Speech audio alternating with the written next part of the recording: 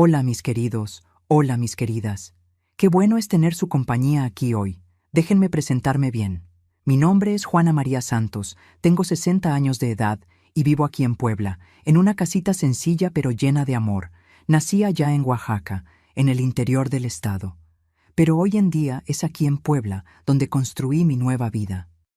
Miren, en este momento que les estoy hablando, estoy aquí en mi salita, sentada en mi sillón favorito, un sillón viejito de tela floreada que me regaló mi esposo, Mateo, con un libro en la mano.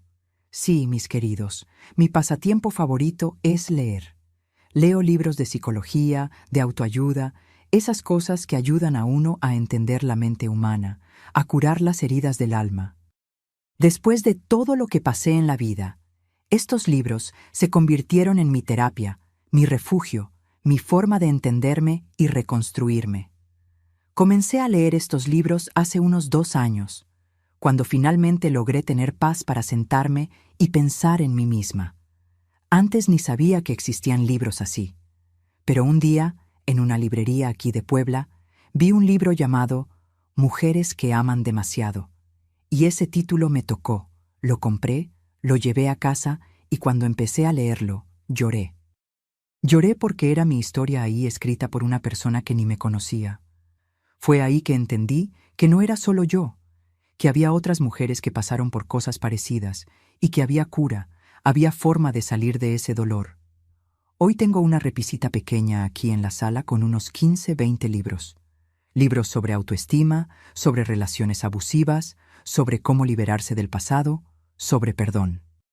Leo un poquito todos los días, generalmente por la tarde, después de comer, cuando la casa está tranquila y Mateo está trabajando. Me siento aquí en este sillón con mis lentecitos de lectura, porque la vista ya no es la misma, ¿verdad? Y me sumerjo en esas páginas. Cada libro me enseña algo nuevo sobre mí, sobre el mundo, sobre cómo lidiar con las heridas que la vida deja. Ahora, antes de que continúe contando mi historia, quisiera hacerles un pedidito especial a ustedes que me están viendo. Por favor, si pueden, denle clic a ese botoncito rojo de suscripción ahí abajo y déjenme un like en este video. Esto ayuda muchísimo a esta abuelita aquí a continuar compartiendo estas historias con ustedes. Y cuéntenme aquí, en los comentarios, de qué ciudadcita me están viendo y a qué horita del día encontraron este video de la abuela Juana. ¿De mañanita con el cafecito, después de comer o ya de nochecita? Siempre leo todos los comentarios y me da tanta alegría saber de dónde son y cuándo se toman un tiempecito del día para escuchar las historias de esta abuelita. Cuéntenme, ¿sí? Vamos a crear una cadena de cariño. Pero ustedes se deben estar preguntando, doña Juana, ¿por qué está usted aquí contando su historia hoy? Pues es que, mis queridos, necesito compartir con ustedes algo muy pesado que cargué por años y años. Una historia de sufrimiento, de humillación, pero también de valentía y de volver a empezar. Porque hoy, cuando leo estos libros aquí, con la mente libre y el corazón en paz, recuerdo un tiempo en que ni siquiera podía pensar bien, en que mi cabeza vivía confundida, llena de miedo y de vergüenza. Y si mi historia puede ayudar a una persona que está pasando por algo parecido, ya vale cada lágrima que voy a derramar aquí contando todo esto. Entonces, agarren su cafecito, pónganse cómodos ahí y vengan conmigo en este viaje que comienza allá en Oaxaca, en los años 1960, cuando yo era apenas una niñita soñadora que no tenía idea de lo que la vida me iba a deparar. Nací en 1965, en una casita de adobe allá en Oaxaca. Mi papá se llamaba Lindolfo Santos, un hombre alto y delgado que trabajaba en el tianguis como cargador de costales de maíz y frijol. Mi mamá, Teresita María, era lavandera. Recogía ropa de las familias más acomodadas del pueblo y pasaba el día entero en el lavadero del patio, tallando, exprimiendo, tendiendo en los lazos. Sus manos estaban llenas de callos, pero su sonrisa era la más bonita que he visto en mi vida. Éramos 6 hijos. Yo era la tercera, justo en medio de la fila. Tenía a mis hermanos mayores, Severino y Josefa, y los más chicos, Marieta, Expedito y Zulmira. Vivíamos todos juntos en esa casita de 2 cuartos, con piso de tierra y techo de lámina. No teníamos baño dentro de la casa. Usábamos una casita allá al fondo del patio. Pero para nosotros eso era el mundo. No sabíamos que éramos pobres, porque todos en la calle eran igual. Mi papá salía de madrugada al tianguis y volvía hasta la tardecita, cansado, pero siempre con alguna frutita o un pedazo de piloncillo para nosotros. Recuerdo su olor cuando llegaba, sudor mezclado con olor a tierra y a mercado. Se sentaba en el banquito de madera, en la puerta de la casa, y nosotros nos le subíamos como hormiguitas. Mi mamá preparaba la cena. Casi siempre eran frijoles con tortillas, a veces un pedacito de cecina cuando había dinero. Y comíamos todos juntos, conversando, riendo. Mi infancia fue sencilla, pero fue feliz. De mañana temprano nos despertábamos con el canto del gallo del vecino. Mi mamá ya estaba de pie, prendiendo el comal para hacer las tortillas. El café era aguado, bien clarito, pero venía con esas tortillitas que ella misma hacía o con un pedazo de camote cocido. Después del café, íbamos a la escuela, una escuelita pública como a 20 minutos caminando. Me gustaba estudiar, ¿eh? Aprendí a leer rapidito y me encantaban los libritos que la maestra prestaba. Después de la escuela, mi función era ayudar a mamá.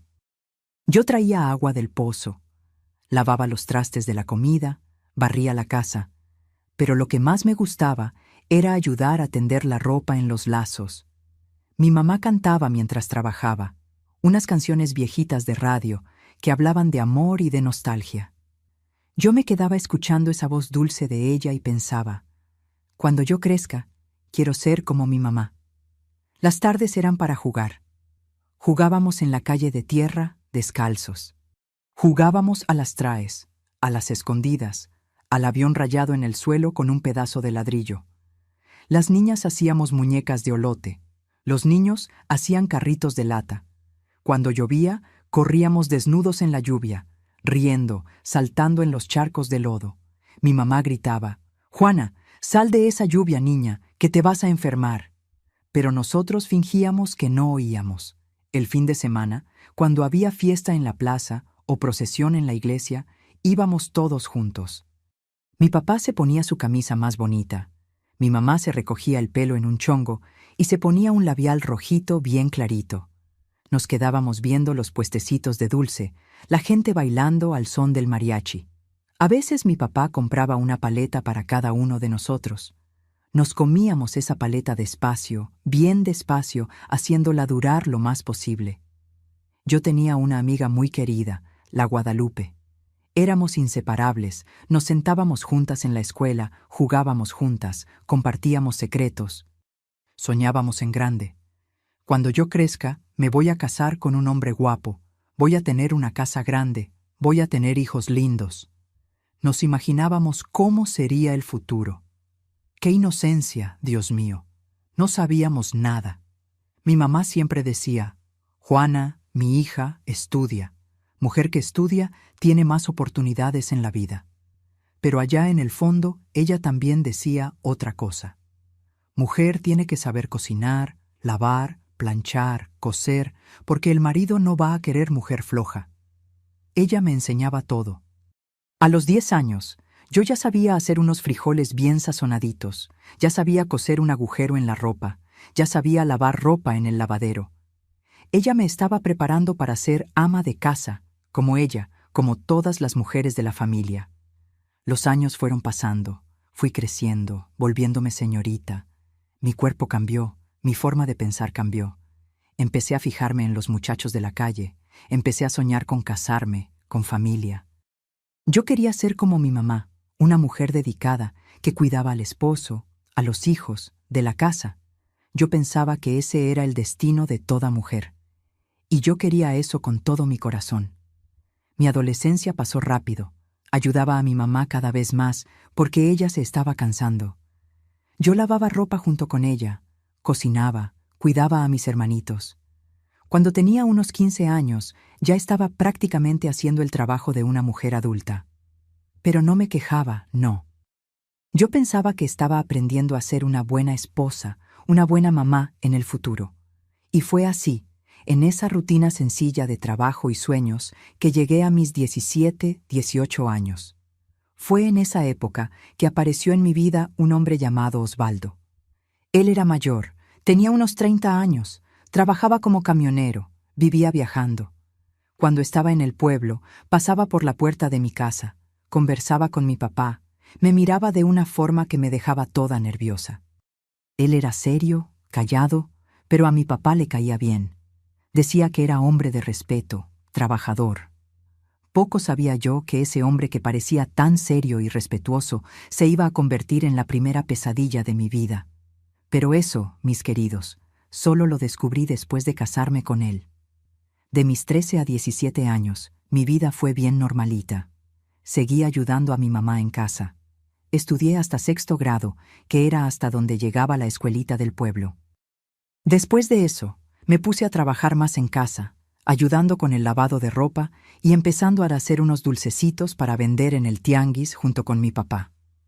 Tuve unos noviazgos bobos, ese coqueteo inocente de adolescente, pero nada serio. Mi papá era bien estricto con esas cosas. No nos dejaba andar de novios en la calle, tenía que ser todo en la puerta de la casa con él vigilando. Pero cuando tenía 17 años, casi cumpliendo 18, fue que Osvaldo empezó a aparecer más en mi vida. Él era camionero, vivía en la carretera, pero siempre que pasaba por Oaxaca, buscaba la forma de parar en la puerta de mi casa. Conversaba con mi papá, traía unas cositas, una fruta diferente, un dulce. Él era un hombre serio, de pocas palabras, pero mi papá confiaba en él. Osvaldo es trabajador, Juana es hombre de bien, decía mi papá. Yo era muy joven, muy inocente. Me parecía guapo ese hombre alto, fuerte, que manejaba camión y conocía todo México. Él me contaba de sus viajes, de los pueblos que visitaba. Yo, que nunca había salido de Oaxaca, quedaba encantada. Cuando le pidió permiso a mi papá para ser mi novio, mi papá aceptó enseguida. Y cuando acababa de cumplir 18 años en 1983, Osvaldo pidió mi mano en matrimonio. Fue todo muy rápido. Nos casamos por la iglesia en una ceremonia sencilla. Yo estaba tan feliz, mis queridos. Pensaba que iba a tener la vida que siempre soñé. Esposo trabajador, casa propia, hijos. Salí de la casa de mis papás y me fui a vivir en una casita que Osvaldo había rentado ahí mismo en Oaxaca. Era pequeña, pero era nuestra. En los primeros meses todo parecía normal. Yo cuidaba la casa, cocinaba, lo esperaba que volviera de los viajes, pero pronto empecé a notar señales raras. Osvaldo era muy controlador. No le gustaba que saliera de casa, ni siquiera para visitar a mi mamá. Mujer casada se queda en casa, decía. Revisaba la comida que yo hacía, se quejaba de todo. ¿Está sin sal? Está muy salada. Mi mamá cocinaba mejor. Él nunca me pegaba, no. Pero las palabras dolían más que cualquier golpe. Empezó a disminuirme. Decía que yo era tonta, que no sabía hacer nada bien, que tenía suerte de tener un marido que aguantaba a una mujer mala para el quehacer como yo. Yo empecé a creerle. Empecé a pensar que realmente no servía para nada. Cuando quedé embarazada, con 19 años, pensé que las cosas iban a mejorar, pero empeoraron. Osvaldo se puso más grosero, más frío. Decía que me estaba poniendo fea, gorda, que ya no me quería cerca de él. Cuando nuestro hijo Ricardo nació en 1985, yo tenía 20 años y estaba sola en esa casa la mayor parte del tiempo. Osvaldo viajaba semanas seguidas. Cuando volvía, casi ni me miraba a mí o al bebé. Pero ¿saben qué era lo peor? La forma en que trataba a Ricardo. Cuando el niño creció un poquito, Osvaldo empezó a enseñarle cosas horribles. Mujer tiene que obedecer al hombre, decía enfrente del niño. Tu mamá está aquí para servirnos, ¿entendiste? Hacía que Ricardo, todavía chiquito, me diera órdenes. Dile a tu mamá que traiga agua. Dile a tu mamá que haga comida. Y si me tardaba, Osvaldo me gritaba enfrente del hijo. Ricardo fue creciendo viendo eso, viendo a su papá humillarme, tratarme como sirvienta. Y se fue volviendo igualito. Con 7, 8 años, el niño ya me miraba con desprecio. Ya repetía las frases del papá. No sirves para nada, mamá. Yo lloraba escondida, pero no sabía qué hacer. Pensaba que así tenía que ser, que la mujer tenía que aguantar. Los años fueron pasando y la situación se fue poniendo cada vez peor. Osvaldo me aisló completamente.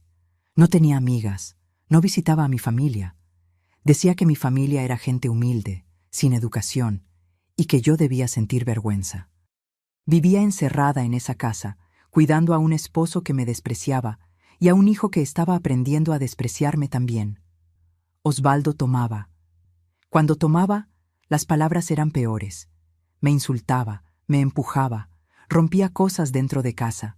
Dormía con miedo, despertaba con miedo, pero nunca pensé en irme. Pensaba que el matrimonio era para toda la vida, que la mujer tenía que aguantar al esposo, no importaba qué. Mi mamá me había criado así, la iglesia predicaba eso.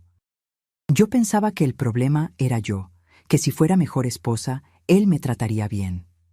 Cuando Ricardo cumplió 15 años en 2000, ya era un joven lleno de rabia, rabia hacia mí, principalmente. Veía a su papá tratarme mal y pensaba que eso estaba bien, que yo me lo merecía. Empezó a repetir los mismos comportamientos, me daba órdenes, me insultaba, tiraba las cosas al suelo para que yo las recogiera, y Osvaldo se reía y lo alentaba. Así, mijo, la mujer tiene que aprender a servir bien. Yo estaba atrapada en esa casa hacía casi 20 años. Tenía 30 y tantos años, pero me sentía una vieja, cansada, rota por dentro. Ya no tenía sueños, ya no tenía alegría. Yo era solo una sombra, una sirvienta en mi propia casa. Y entonces, en 2003, pasó algo que nunca podría imaginar. Osvaldo tuvo un infarto. Estaba manejando el camión en la carretera y murió ahí mismo al volante. Tenía 53 años. Cuando recibí la noticia, lloré. Lloré mucho, pero no sé si era de tristeza o de alivio. Yo tenía 38 años. Ricardo tenía 18. Era prácticamente un hombre. ¿Y saben qué me dijo el día del entierro de su papá? Ahora yo soy el hombre de esta casa y tú me vas a seguir sirviendo igual que le servías a mi papá. Me miró con esos ojos fríos, duros, llenos de desprecio. Y sentí un escalofrío. Pensé que con la muerte de Osvaldo mi vida iba a mejorar. Pero mis queridos, apenas estaba comenzando a empeorar de verdad. Después de que Osvaldo murió, pensé que iba a respirar, pero Ricardo tomó el lugar de su papá, como si fuera el dueño de mi vida. Tenía 18 años, pero ya tenía el alma vieja y amarga de un hombre que aprendió a odiar a la mujer desde pequeño. ¿Y yo? Yo seguí aceptando, porque 20 años de matrimonio con Osvaldo me habían roto por dentro. Ya no sabía quién era, solo sabía servir, agachar la cabeza, pedir perdón por existir. En los primeros meses, después del entierro, Ricardo empezó a traer a sus amigos a la casa. Al principio eran 2, 3 muchachos. Después fueron más, 5, 6 hombres jóvenes que llegaban de noche, hacían fiesta, tomaban, fumaban, desordenaban todo. Y yo tenía que servir, tenía que traer cerveza fría, hacer comida, limpiar su cochinero. Me trataban como si fuera invisible, o peor, como si fuera un objeto, una sirvienta que estaba ahí solo para servir. Ricardo daba las órdenes enfrente de los amigos. Mamá, ve por más cerveza. Mamá, haznos una botana. Mamá, limpia este desorden. Y si me tardaba, gritaba, me humillaba enfrente de todos. Esta vieja no sirve para nada, igual que mi papá decía. Los amigos se reían de mí, hacían chistes de mi ropa vieja, de mi forma cansada, de mi cabello canoso. Uno de ellos, un tal de Edilson, era el peor. Hacía bromitas, me llamaba tía Carca, tiraba latas de cerveza vacías al suelo a propósito, solo para verme agacharme a recogerlas. Ricardo no me defendía, al contrario, lo alentaba. Le parecía chistoso. Hubo noches que se quedaban hasta la madrugada. Yo no podía dormir, porque si necesitaban algo y yo no estaba despierta, Ricardo venía a despertarme a gritos. «Levántate, vieja, los cuates quieren comida». Me arrastraba de la cama, iba a la cocina, freía un huevo, hacía unos chilaquiles, lo que hubiera. Entregaba el plato y volvía a mi cuartito con el corazón apretado, queriendo llorar, pero sin tener más lágrimas. Esa rutina se fue poniendo cada vez más pesada. Ricardo no trabajaba bien.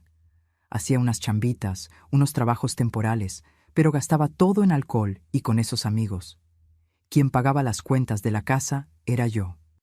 Había vuelto a hacer unos dulcecitos para vender, unos bordados, recogía ropa para lavar de algunas familias, trabajaba como una condenada para pagar agua, luz, comida, y Ricardo se llevaba el dinero que yo ganaba.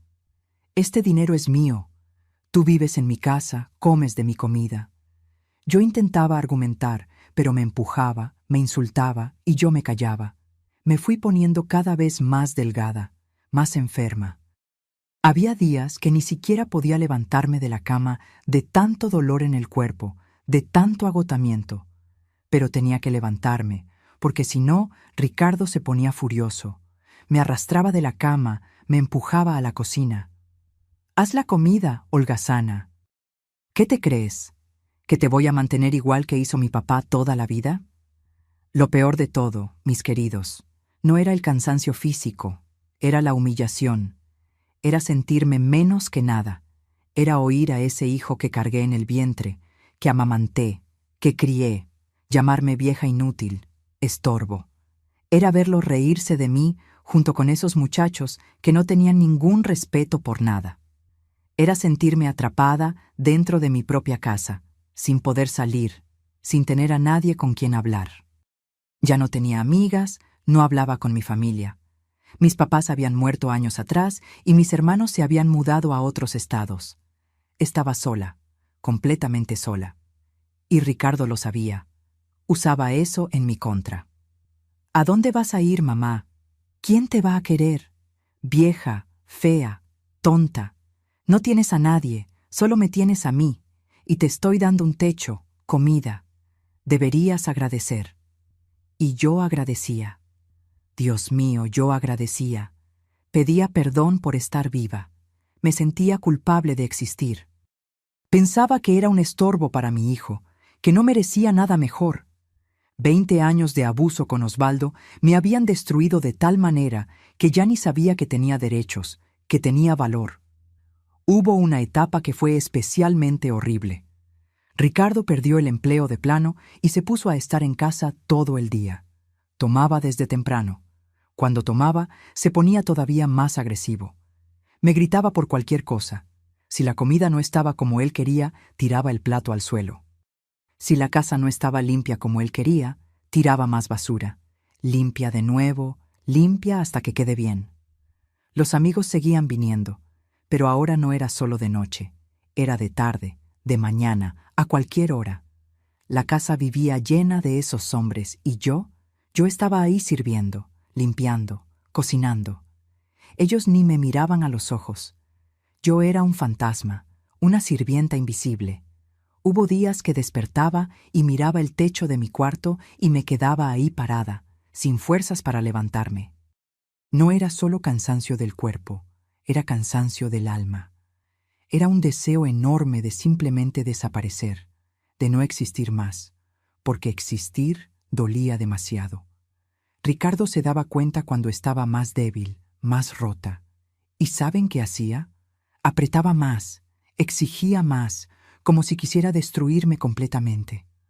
Hubo una vez que me caí de la escalera cargando una cubeta de agua pesada. Me lastimé la rodilla. Estaba sangrando. Él pasó por mi lado y ni preguntó si estaba bien. Solo dijo: «Limpia esa sangre del piso antes de que manche». Los amigos empezaron a traer mujeres también, novias, ligues, quién sabe. Y yo tenía que servirles a ellas también. Unas me miraban con lástima, otras ni me miraban, y Ricardo hacía el esfuerzo de humillarme enfrente de ellas. Esta es mi mamá, una pobre que depende de mí para sobrevivir. Las muchachas se reían nerviosas, sin saber qué decir. Me acuerdo de una noche específica. Debían ser como las 2 de la madrugada. Ellos estaban todos en la sala haciendo su relajo. Yo estaba en mi cuarto tratando de dormir. Ricardo tocó la puerta gritando: «¡Mamá, ven a hacernos una botana!». Me levanté, Mareada de sueño, fui a la cocina, hice tortas, freí papas, lo llevé en una charola. Cuando llegué a la sala, ni me miraron, solo agarraron la comida y siguieron conversando, riendo, como si yo no existiera. Volví al cuarto y por primera vez en años me miré al espejo. Me miré de verdad. No reconocía a la mujer que me estaba mirando de vuelta. Tenía 50 y tantos años, pero parecía de 70, muy delgada, cabello enredado, ojeras profundas, piel pálida, los ojos, Dios mío, los ojos ya no tenían brillo. Era como mirar dentro de un pozo vacío. Susurré al reflejo: ¿Quién eres? ¿Qué te pasó? Pero yo sabía la respuesta. Me había perdido. La Juana que soñaba, que jugaba, que reía en Oaxaca cuando era niña. Ella había muerto y en su lugar había quedado este cascarón vacío. Hubo un día que intenté hablar con Ricardo. Intenté decirle que eso me estaba haciendo mal, que ya no aguantaba más. Me miró con un desprecio tan grande, mis queridos. Me dijo: si no te gusta, vete, pero no tienes a dónde ir, ¿verdad? No tienes nada, no eres nada, así que cállate y haz lo que te mando. Me encerré en el cuarto y lloré. Lloré tanto que pensé que me iba a morir ahí. Me fui hundiendo cada vez más. Dejé de comer bien, dejé de cuidarme. ¿Para qué? Estaba viviendo en una prisión donde el carcelero era mi propio hijo. Y no veía salida, no veía esperanza. Solo quería que todo terminara. Y fue ahí, en ese fondo del pozo, que pasó algo que casi me saca de este mundo de una vez, pero que al final terminó salvándome.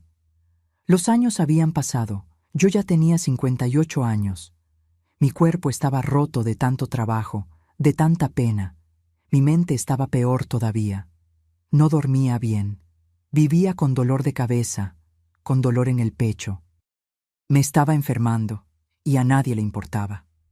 Ricardo y sus amigos seguían con la misma rutina. Tomaban, desordenaban, me humillaban.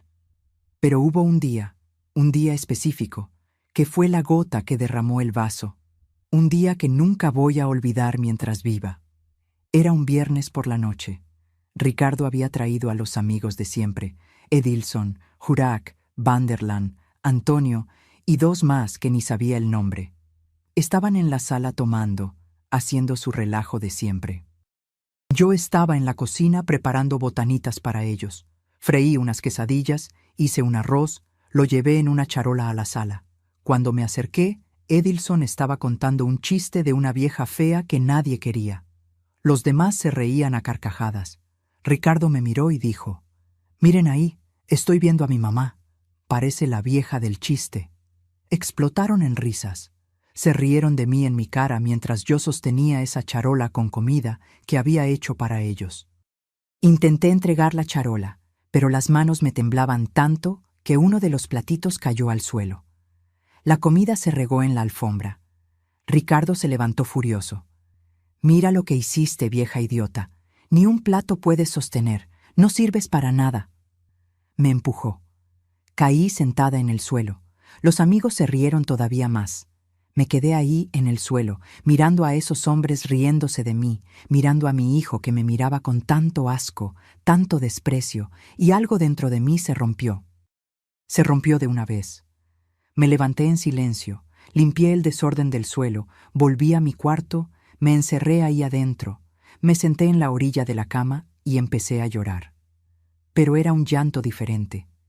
Era un llanto que venía de lo más profundo del alma, de un lugar tan oscuro que ni sabía que existía dentro de mí. En ese momento, una idea horrible pasó por mi cabeza, una idea que me asustó, pero que al mismo tiempo me trajo una sensación extraña de paz. ¿Y si simplemente no despertara mañana? Abrí el cajón de la mesita de noche. Ahí adentro estaban las medicinas que tomaba para el dolor de cabeza, para la presión, para dormir. Las agarré todas, miré esos frasquitos y pensé: es esto, se acabó. Ya no aguanto más. Quiero dormir y nunca más despertar. Empecé a abrir los frascos uno por uno. Las manos me temblaban. Vacié todas las pastillas en la palma de la mano. Eran unas 20, 30 pastillas, blancas, amarillas, rosas, pequeñas y aparentemente inofensivas, pero que juntas podían acabar con todo. Miré eso y sentí una paz extraña. Finalmente iba a terminar. Finalmente iba a tener descanso. Ya no iba a oír gritos, ya no iba a ser humillada, ya no iba a sentir este dolor en el pecho que nunca pasaba. Me levanté, agarré un vaso de agua, fui hasta la ventana del cuarto. La ventana daba al patio de la casa vecina. Iba a tomarme esas pastillas, pero antes quise mirar el cielo una última vez. Quería ver las estrellas, despedirme del mundo de alguna forma. Y fue ahí que vi. En el patio de al lado, la doña Lourdes, mi vecina, estaba ahí. Tenía más o menos mi edad, debía tener unos 60 años. Estaba sola regando sus plantas con una manguerita y se estaba riendo, riendo fuerte, suelto, libre. Un pajarito había hecho alguna gracia o se había acordado de algo chistoso, quién sabe. Pero se estaba riendo, esa risa clara, bonita de quien está en paz. Me quedé parada, mirándola, mirando a esa mujer de mi edad, sola, pero riendo, feliz, libre. Ella no tenía esposo, sus hijos vivían lejos, vivía sola en esa casita sencilla, pero se estaba riendo. Y ahí pensé, ¿cuándo fue la última vez que me reí? ¿Cuándo fue la última vez que sentí paz? ¿Cuándo fue la última vez que me sentí viva? No recordaba. Hacía tanto tiempo que no me daba una risa de verdad, una risa que saliera del pecho, que hiciera temblar todo el cuerpo de alegría. Hacía tanto tiempo que no sentía esa ligereza de quien está bien, de quien está en paz consigo misma. Miré las pastillas en mi mano, miré de nuevo a doña Lourdes y una rabia subió dentro de mí. Una rabia enorme, no de ella, de mí, por haber aceptado todo eso, de mí por haber dejado que mi hijo me destruyera, de mí por estar ahí queriendo morir mientras Ricardo y los amigos tomaban y se reían en la sala sin importarles. Ellos ni iban a sentir mi falta. Se iban a molestar unos días porque no tenían quien cocinara, quien limpiara. Solo eso. ¿Por qué yo tenía que morir para que ellos vivieran? ¿Por qué yo tenía que desaparecer para que ellos estuvieran en paz? ¿Por qué yo tenía que pagar el precio por tener un hijo que se volvió un monstruo? Eso no era justo, no estaba bien. Miré de nuevo a doña Lourdes. Ella había terminado de regar las plantas y ahora estaba sentándose en una sillita en el patio, mirando al cielo, sola, más en paz. Y me di cuenta, ella escogió vivir aunque estuviera sola, aunque no tuviera lujos, aunque tuviera las dificultades que toda mujer de nuestra edad tiene. Ella escogió vivir y yo estaba escogiendo morir. ¿Por qué? ¿Por un hombre de 38 años que no tenía ningún respeto por mí? ¿Por una situación que yo misma podía cambiar si tuviera valor? Fui al baño y tiré todas esas pastillas al excusado. Jalé la palanca. Me quedé viendo esas pastillitas dando vueltas y desapareciendo. Y con ellas, una parte de mí también desapareció. La parte que aceptaba, la parte que se conformaba, la parte que pensaba que merecía eso. Miré al espejo. Esa mujer vieja, cansada, rota, que me miraba de vuelta. Le dije bien bajito, no te vas a morir aquí, vas a vivir. Vas a salir de aquí y vas a vivir. Mereces vivir. Volví al cuarto, me senté en la cama, mi corazón latía rápido. Por primera vez en años sentí algo diferente al desespero. Sentí determinación, sentí rabia, rabia buena. Rabia que da fuerza, rabia que hace que uno se levante. Esa noche no pude dormir. Me quedé pensando, planeando. Tenía un poco de dinero guardado. En los últimos años, cada vez que vendía un dulcecito, un bordado, escondía unas moneditas debajo del colchón. Ricardo no lo sabía. Era mi secreto. No era mucho, pero era algo. Levanté el colchón. Ahí estaba un fajo de billetes pequeños, unas monedas. Conté. Tenía unos 300 pesos. No era casi nada, pero era lo que tenía. Era mi boleto a la libertad. Empecé a hacer un plan. Necesitaba salir de esa casa. ¿Pero cómo? Ricardo me vigilaba. Si intentaba irme de día, me lo iba a impedir. Necesitaba esperar el momento adecuado. Me puse a observar su rutina. En las madrugadas de viernes a sábado, después de que los amigos se iban, quedaba desmayado en el sillón de tanto tomar. Dormía como piedra. Era ahí. Era en ese momento que me iba a escapar. Pero, ¿escaparme a dónde? No tenía familia en Oaxaca. Mis hermanos vivían lejos. Pensé en irme a Puebla. Era una ciudad más grande, donde podía desaparecer, empezar de cero. Había camiones de madrugada que iban para allá. Durante las semanas siguientes, me fui preparando en secreto. Separé una muda de ropa, unos documentos, guardé todo en una bolsa pequeña escondida al fondo del ropero. Ricardo no se dio cuenta de nada. Para él, yo seguía siendo la misma, la vieja sirvienta que no hablaba, no se quejaba, solo obedecía. Pero por dentro estaba cambiada. Tenía un objetivo. Tenía un plan, y por primera vez en 20 años tenía esperanza. Hubo una noche, unos días después de ese incidente de la charola, que estaba acostada en la oscuridad de mi cuarto, y oí a Ricardo conversando con uno de los amigos. Estaban hablando de mí. El amigo preguntó, ¿y tu mamá, Mano, no se queja? Ricardo respondió, ¿ella? Esa vieja es mansa como un perro viejo, no tiene a dónde ir, no tiene a nadie. Se va a quedar aquí sirviéndome hasta que se muera. Cuando oí eso, en vez de sentirme mal, sonreí en la oscuridad. Sonreí porque sabía algo que él no sabía. Sabía que me iba a salir de ahí, que le iba a demostrar a él y, principalmente a mí, que no era un perro viejo, que era una mujer con derechos, con valor, con vida todavía por delante.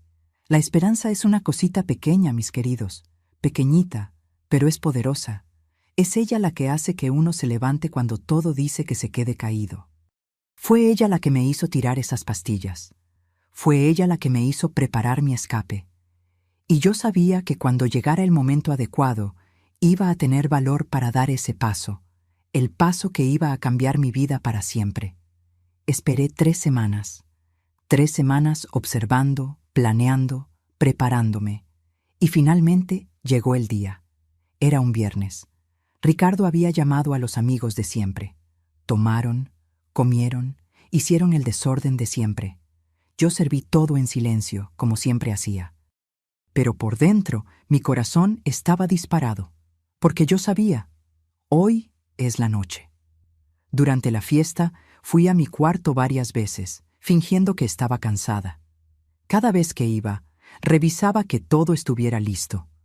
La bolsita escondida al fondo del ropero, el dinero debajo del colchón, mis documentos, todo en su lugar, todo listo. Esperé hasta como las 4 de la mañana.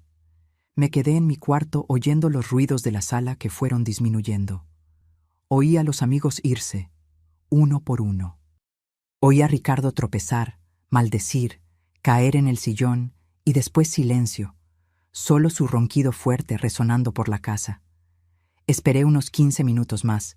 Mi corazón latía tan fuerte que pensé que se me iba a salir del pecho. Las manos me temblaban, pero era miedo mezclado con emoción. Por primera vez en años estaba haciendo algo por mí. Por primera vez estaba escogiendo. Con el corazón en la boca, abrí la puerta del cuarto despacito. La casa era un desastre. Botellas de cerveza regadas, comida tirada por el suelo, cenicero lleno. Había ropa tirada, vasos sucios por todos lados. El olor era horrible, mezcla de cigarro, bebida y sudor. Pero no iba a limpiar nada, nunca más. Fui a mi cuarto, levanté el colchón, agarré el dinero que había guardado durante meses.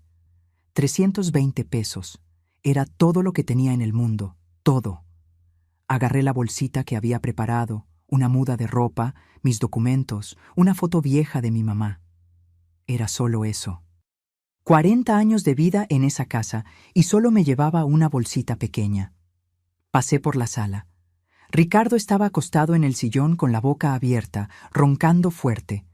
Tenía una botella de cerveza caída en el suelo, el brazo colgando para el lado, la camisa manchada de comida y bebida.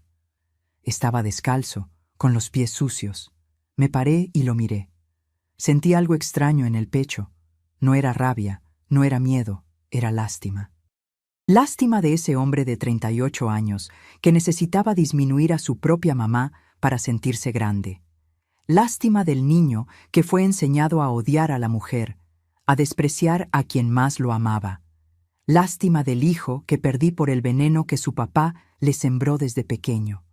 Me acordé de Ricardo bebé, de ese bebecito que cargaba en brazos, que mamaba de mi pecho, que lloraba y solo se calmaba cuando yo le cantaba bajito. Me acordé de Ricardo niño, de cuando tenía como 5 años, y dijo que cuando creciera me iba a comprar una casa bonita. ¿Dónde quedó ese niño? ¿Dónde se perdió?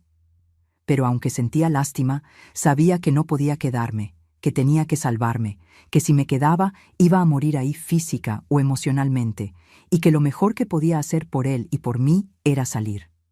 Susurré bien bajito: «Adiós, hijo mío, que Dios te perdone y te cure, te amo, pero ya no puedo quedarme». Y salí. Abrí el portón sin hacer ruido. El fierro viejo chirrió un poquito y me congelé con miedo de que despertara, pero el ronquido siguió igual. Miré para atrás una última vez. Esa casa donde había sufrido tanto, donde había sido prisionera, humillada, rota. Cerré el portón y no miré más, nunca más. Caminé hasta la central de autobuses de Oaxaca. Eran casi las 5 de la mañana. Todavía estaba oscuro. Las calles estaban vacías. Solo había uno que otro perro callejero, un gato. Mis pasos hacían eco en el silencio de la madrugada. Cada paso me llevaba más lejos de esa casa, de esa vida, de ese infierno.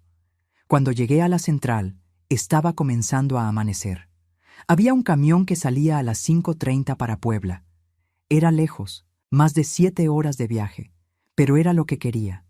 Quería irme lejos, a un lugar donde nadie me conociera, donde pudiera volver a empezar. La señorita de la taquilla me miró medio desconfiada. Una señora de 58 años sola de madrugada con una bolsita pequeña. Debía parecer raro, pero no di explicaciones. Compré el boleto, costó 80 pesos, me sobraron 240. Me subí al camión, me senté en un rinconcito cerca de la ventana. Había poca gente, un muchacho dormido en los asientos de atrás, una señora con un niño pequeño, un señor leyendo el periódico. Nadie me miró, a nadie le importó. Cuando el camión empezó a andar, miré por la ventana. Oaxaca se iba quedando atrás. El pueblo donde nací, donde me casé, donde sufrí. Las calles se fueron haciendo cada vez más pequeñas hasta desaparecer en el horizonte. Dejé todo atrás y por primera vez en 20 años me sentí libre, libre de verdad. Durante el viaje no pude dormir. Me quedé mirando por la ventana, viendo el paisaje cambiar, el campo de Oaxaca dando lugar a las tierras de Puebla, el sol saliendo, iluminando todo. Ese sol parecía diferente, más bonito, más esperanzador. Pensaba, ¿y ahora? ¿Qué voy a hacer? No tenía plan, no conocía a nadie en Puebla, no sabía dónde me iba a quedar, cómo iba a sobrevivir. Pero ¿saben qué? No tenía miedo, tenía esperanza, porque cualquier cosa era mejor que lo que había dejado atrás. Llegué a Puebla a mediodía. Era una ciudad grande, llena de gente, de movimiento, coches, motos, camiones pasando, tiendas, puestos, vendedores ambulantes, tanto ruido, tanta vida. No conocía nada, no conocía a nadie, pero en vez de tener miedo, sentí esperanza. Le pregunté a un señor dónde había un lugar barato para quedarme. Me indicó un albergue cerca del centro. Fui caminando con mi bolsita en la mano. El albergue era sencillo, medio viejito, más limpio. Costaba 10 pesos la noche. Pagué 3 noches adelantado. Me sobraron 210 pesos. El cuarto era chiquito, una cama individual, un ropero pequeño, una ventanita que daba a un callejón, pero era mío. Nadie me iba a gritar ahí, nadie me iba a humillar. Me senté en la cama y lloré. Pero no era llanto de tristeza, era llanto de alivio, de liberación. Lo había logrado, había salido, había escogido vivir. En los primeros días fue difícil. Tenía que encontrar trabajo rápido porque el dinero se estaba acabando. Caminé por la ciudad entera buscando. Fui a fonditas, mercados, tiendas. En muchos lugares me miraban y decían: «Está usted muy grande de edad». Tenía 58 años. ¿Sería que estaba muy vieja para trabajar, para vivir? Pero no me rendí. Seguí buscando y al quinto día conseguí. Una fonda pequeña cerca del centro necesitaba alguien para limpiar temprano por la mañana. El dueño era un señor amable, como de 50 años. Cuando me entrevistó, preguntó por qué estaba buscando trabajo a esa edad. Le conté de mi historia, que había escapado de una situación difícil, que estaba empezando de nuevo la vida. Me miró a los ojos y dijo: «Le voy a dar una oportunidad, doña Juana. Todos merecemos una segunda oportunidad». Empecé al día siguiente. Despertaba a las 4 de la mañana, iba a la fonda, limpiaba todo antes de abrir, ganaba poco, pero era honesto. Y por primera vez en la vida, el dinero que ganaba era mío, solo mío. Con el primer sueldo, renté un cuartito en una pensión. Era pequeño, sencillo, pero era mío. Tenía una camita, un ropero, una mesita y una ventanita que daba a la calle. Me encantaba esa ventanita. Me quedaba mirando a la gente pasar, la vida pasando allá afuera, y yo finalmente siendo parte de ella otra vez. Poco a poco me fui arreglando. Me corté el cabello en un saloncito barato. Compré unas ropas mejores en un tianguis. Empecé a sonreír de nuevo. Las clientas de la fonda empezaron a fijarse en mí. «Doña Juana es tan simpática, tan educada», decían. Ni podía creer que estaban hablando de mí. Después de algunos meses, conseguí trabajo en una tienda de telas, doblando tela, atendiendo a los clientes. Era mejor que la fonda, ganaba un poco más, trabajaba menos horas, empecé a juntar dinero, no mucho, pero algo. Pasaron 2 años de paz, de reconstrucción. Tenía 59 años, pero me sentía renaciendo. Me sentía joven de nuevo, a pesar de la edad. Porque juventud no es sobre la edad, es sobre esperanza, es sobre vivir. Fue una tarde de sábado que conocí a Mateo. Entró a la tienda buscando un regalo para su hermana. Era un señor alto, de cabello blanco, como de 60 y tantos años, muy elegante, muy educado. Vestía una camisa de vestir bien planchadita, pantalón de vestir, zapatos boleados. Tenía una forma tranquila, respetuosa. Lo ayudé a escoger un mantel bordado. Conversamos un poco. Era viudo, vivía solo, trabajaba como delegado de la Policía Federal. Había perdido a su esposa hacía 5 años de cáncer. No tenía hijos, solo una hermana menor. Se fue, pero volvió la semana siguiente y volvió otra vez. Empezamos a conversar más, a conocernos. Me invitó a tomar un café. Me dio miedo al principio. Mi único ejemplo de hombre había sido Osvaldo y Ricardo, pero había algo en la forma de ser de Mateo que era diferente. Era gentil de verdad. En nuestro tercer encuentro le conté mi historia. Le conté todo: el matrimonio abusivo, el hijo que me maltrataba, el escape. Lloré mucho mientras contaba. Pensé que me iba a juzgar, que iba a pensar que era débil, que era mi culpa. Pensé que me iba a dejar, que iba a pensar que era demasiado problemática. Pero ¿saben qué hizo? Me tomó la mano por encima de la mesa del café, me miró a los ojos con tanta ternura y dijo: «Juana, mi vida, usted no es débil. Es la mujer más valiente que he conocido. Escaparse de esa situación a los 58 años, sin nada, sin nadie, eso no es debilidad, es fuerza pura. Y le prometo, nadie nunca más le va a levantar la voz. Nadie nunca más la va a hacer sufrir, no mientras yo esté a su lado». Lloré todavía más, pero eran lágrimas diferentes. Eran lágrimas de alivio, de gratitud, de esperanza. Mateo empezó a cortejarme de una forma que nunca había visto. Me llevaba flores, me invitaba a cenar, me trataba como una reina. Por primera vez en la vida me sentí amada, de verdad amada.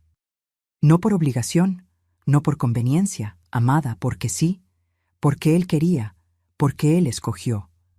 1 año después nos casamos. Fue una ceremonia sencilla en el registro civil, solo con su hermana de testigo. Pero fue el día más feliz de mi vida. Tenía 60 años y finalmente, después de tanto sufrimiento, había encontrado el amor. Mateo me dio una casa linda, comodidad, seguridad, pero más que eso, me dio respeto, me dio voz, me hizo recordar que soy una persona, que tengo valor. Me curó de una forma que ni sabía que era posible. Y fue así, mis queridos, que salí del infierno y encontré el cielo, que dejé atrás 20 años de esclavitud y encontré mi libertad. Fue así que la Juana que murió en esa casa en Oaxaca renació en Puebla. Y hoy, mis queridos, aquí estoy, 60 años, viviendo en esta casita linda en Puebla, al lado del hombre que me enseñó qué es amor de verdad. La casa es sencilla, pero está llena de paz. Tiene 3 cuartos pequeños, una sala acogedora con un sofá que Mateo compró para mí, una cocina que también es un rinconcito especial y un patiecito con unas plantitas. De mañana temprano, cuando el sol todavía está saliendo, me levanto y hago un café bien rico. A Mateo le gusta el café cargado, de esos que pueden pararse. Nos sentamos en la mesita de la cocina, conversamos sobre el día, nos reímos de tonterías. Él me cuenta de las cosas de su trabajo. Solo lo que puede contar, ¿verdad? Porque delegado federal tiene muchas cosas confidenciales. Y yo le cuento de los pastelitos que voy a hacer, de los clientes que encargaron. Ah, mi negocio de pastelitos va muy bien, ¿eh? Todos los días hago panqué de elote, panqué de camote, panqué de cajeta, panqué de piloncillo, recetas típicas de acá de México que mi mamá me enseñó y que hoy son mi sustento. Vendo en el tianguis todos los sábados por la mañana. Tengo clientes que ya me esperan, que saben el horario que llego. Hay gente que dice, Doña Juana, su panqué es el mejor de Puebla. Yo me pongo toda apenada, toda feliz. El dinero que gano con los panqués es mío. Lo guardo, lo gasto como quiero. Me compro un labialito, una crema para las manos, ayudo a una vecina que está necesitando y compro mis libros. Ah, mis libros, parece poca cosa, pero para quien pasó 20 años sin tener un centavo que fuera suyo, esto es libertad.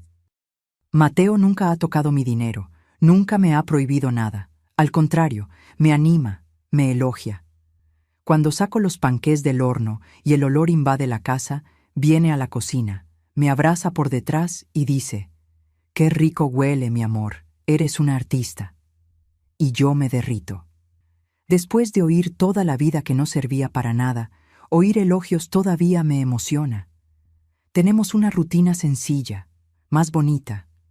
Entre semana, me quedo en casa haciendo los panqués, cuidando las cosas. Mateo trabaja, pero siempre vuelve a comer conmigo. Al final de la tarde, nos sentamos en el sofá de la sala, vemos un noticiero, conversamos. A veces él lee un libro, yo leo otro. Nos quedamos ahí, lado a lado, cada quien en su mundo, más juntos. Es una paz, una tranquilidad que nunca imaginé que pudiera existir. El sábado, día de tianguis, me despierto tempranito, arreglo los panqués en las cajitas, agarro mi bolsa grande y voy. Mateo siempre me acompaña, me ayuda a cargar, se queda a mi lado mientras vendo. Dice que le gusta verme feliz trabajando con lo que amo. Y es verdad, amo hacer estos panqués. Cada uno que sale perfecto del horno es una victoria. Es la prueba de que soy capaz, de que tengo valor. El domingo es nuestro día. Vamos a la iglesia por la mañana. Sí, volví a tener fe, mis queridos. Después de la iglesia comemos juntos, descansamos. A veces viene la hermana de Mateo con sus nietos. Yo me pongo toda feliz con los niños corriendo por la casa. Nunca tuve nietos. Ricardo nunca se casó, nunca tuvo hijos, pero adopté a los sobrinos nietos de Mateo como si fueran míos. Me llaman abuela Juana y mi corazón se derrite. Mirando mi vida hoy y comparando con lo que viví, parece que estoy hablando de 2 personas diferentes. La Juana de Oaxaca y la Juana de Puebla. Una murió, la otra nació, y agradezco a Dios todos los días por haber tenido valor para escaparme, para volver a empezar. No tengo lujos, no tengo coche, no tengo joyas, no viajo a lugares lejanos, pero tengo paz, tengo respeto, tengo amor, tengo una casita donde despierto sin miedo, tengo un esposo que me trata como persona, tengo un trabajo que me da alegría, tengo mis libros que me enseñan y me curan. Y eso, mis queridos, eso no tiene precio. A veces pienso en Ricardo, me pregunto dónde está, cómo está. No sé, nunca más tuve noticias de él. Parte de mí extraña al hijo que pudo haber sido. Pero sé que no puedo vivir en el pasado. Solo puedo seguir adelante, construyendo mi nueva vida día tras día. Y eso es lo que hago. Todos los días despierto. Agradezco por estar viva, por estar libre, por estar en paz. Y empiezo todo de nuevo. Hago mi café, preparo mis panqués, leo mis libros, cuido mi casa, amo a mi esposo, vivo de verdad. Finalmente, mis amados que me oyeron hasta aquí, quiero hablar ahora directamente con quien está pasando por algo parecido a lo que yo pasé.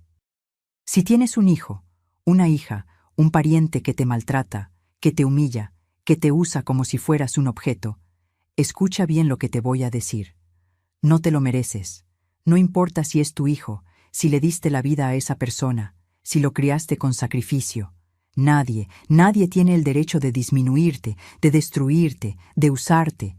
Hay gente que dice, «Ay, pero es mi hijo, tengo que aguantar». No, hijo que maltrata a la madre no está honrando nada, está destruyendo. Y tú no tienes obligación de destruirte por nadie, ni por quien engendraste. Tu vida tiene valor. Tu sufrimiento no es normal, no es cosa de familia, es abuso. Me tomó 20 años entender eso. 20 años creyendo que me lo merecía, que era mi deber, que tenía que sacrificarme. 20 años muriendo de a poquito. Pero cuando finalmente entendí que tenía derecho a vivir, a ser feliz, a tener paz, todo cambió. Nunca es tarde para volver a empezar. Yo escapé a los 58 años, sin nada, solo con 300 pesos en la bolsa.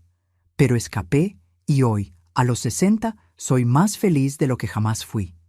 Porque la felicidad no tiene edad, volver a empezar no tiene edad, la libertad no tiene edad. Si estás en esa situación, por favor, pide ayuda, habla con alguien. No importa si es una vecina, una amiga, un pariente lejano, una autoridad, habla. El silencio solo protege a quien te maltrata. Tu voz es tu arma más poderosa. Y si conoces a alguien que está sufriendo así, extiende la mano. A veces la persona está tan rota que ni ve la salida. Sé tú la luz que muestra el camino. Sé tú la doña Lourdes riéndose en el patio. Sé tú el Mateo que dice, mereces respeto. Sé parte de la solución. Mis queridos, ahora voy a hacerles un pedido muy especial a ustedes que vieron hasta aquí. Si esta historia tocó su corazón, si les hizo pensar, si puede ayudar a alguien que conocen, por favor, suscríbanse a este canal y activen la campanita de notificaciones. Es muy importante que historias como la mía lleguen a más personas, porque cada persona que oye puede ser una persona que se salva o que ayuda a salvar a alguien. Y dejen aquí en los comentarios una palabra sola. Cualquier palabra que resuma lo que sintieron oyendo mi historia. Solo quien vio hasta el final va a entender. Dejen su palabra aquí para que yo sepa que están conmigo en esta misión de darle voz a quien sufre callado. Háganlo ahora. No lo dejen para después. Aprieten el botón rojo de suscripción y la campanita ahora mismo, porque juntos podemos hacer la diferencia en la vida de mucha gente. Cuento mi historia no para que sientan lástima de mí, no. La cuento para abrir los ojos, para mostrar que el abuso puede venir de donde menos esperamos, hasta de dentro de nuestra propia casa, de quien amamos, pero también para mostrar que hay salida, que podemos liberarnos, que nunca es demasiado tarde para escoger vivir. Mi dolor se volvió mi misión, ayudar a otras personas a no pasar calladas por lo que yo pasé. Cada lágrima que derramo contando esto aquí vale la pena si una persona reconoce las señales, si una persona tiene valor para salir, si una persona decide vivir en vez de sobrevivir.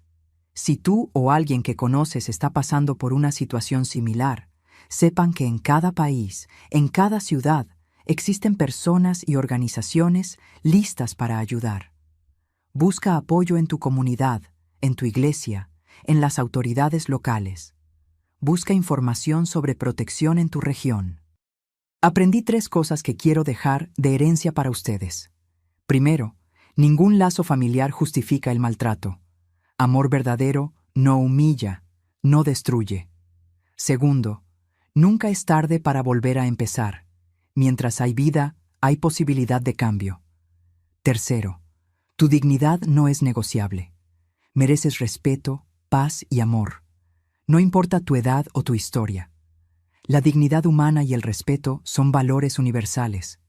No importa dónde estés, cuál sea tu cultura. Nadie merece vivir como yo viví, y nadie necesita seguir viviendo así. Extiende tu mano, sé parte de la solución. Juntos, como una comunidad que se preocupa, podemos hacer la diferencia, porque al final es eso lo que importa. Cuidarnos unos a otros, ser la luz en la oscuridad de alguien. Gracias por oírme, gracias por compartir mi historia, y que Dios bendiga a cada uno de ustedes. Con cariño y gratitud, Abuela Juana.